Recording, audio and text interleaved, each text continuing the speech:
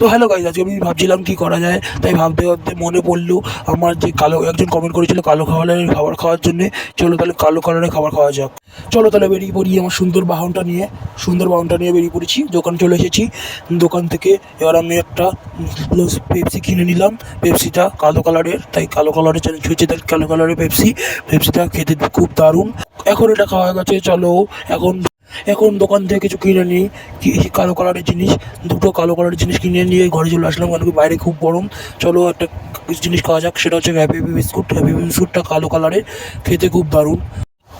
এবার খেতে খেতে পরের খাবারে যাওয়া যাক।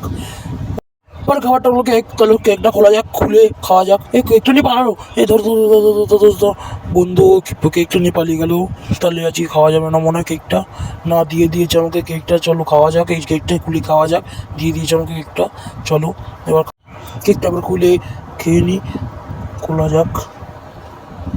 কেকটা পুরো কালো কালারের, কারণ কি কালো কালারের কিনেছি। ভিতরটা খেতে কিরম দেখি, খেয়ে দেখি কিরম খেতে।